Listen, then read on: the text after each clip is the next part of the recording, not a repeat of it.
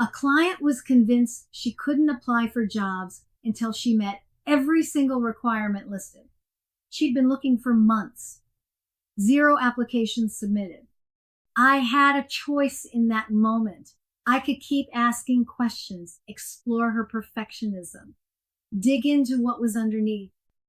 Or I could share something I knew, something that might shift her perspective entirely.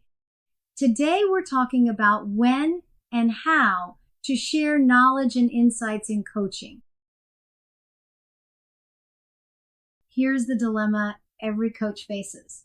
Your client is stuck. You're holding information that could genuinely unlock something for them. In this case, I knew that most hiring managers don't expect 100% match.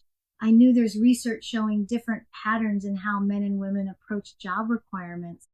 This knowledge could shift her entire perspective.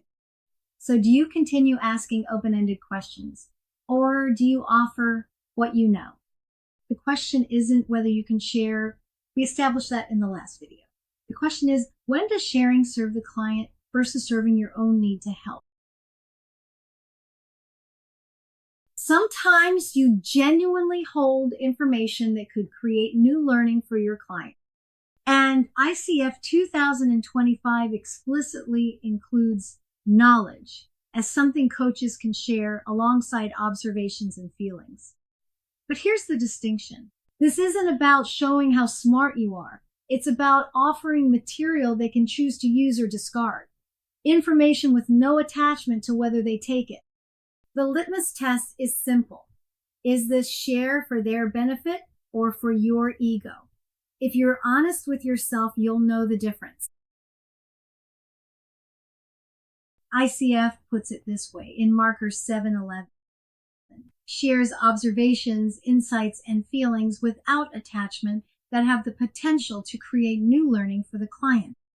Knowledge is explicitly part of what coaches may share, but notice the qualifiers used sparingly, offered lightly, and always in service of new learning for the client. This isn't a license to teach or lecture. It's permission to bring relevant information into the conversation when it genuinely serves. So here's what I might say to that client stuck on job applications. What I've seen happen and what I know to be true is that men often apply for jobs when they meet just a fraction of the criteria. They see one thing that fits and go for it. Women tend to wait until they meet all the criteria. And then immediately, I wanted to share that with you. What does that stir up for you? Now, I'll tell you, what I just said was actually too many words for a coaching conversation. In the moment, I do that more briefly, maybe 2 to 3 sentences tops. Share briefly. Hand it back. Let the client explore. If you're talking for a full minute or more, you've become a lecturer, not a coach. Let me name the mistakes I see coaches make with insight sharing. First, sharing because you find it interesting, not because it serves the client. Check your motivation. Does this create new learning for them, or are you just excited about the insight? Second, turning into a lecture. More than 30 seconds of uninterrupted talking means you've shifted from coaching to teaching. Third, using insight sharing to demonstrate expertise. This serves your ego, not your client's growth. And fourth, forgetting to hand it back.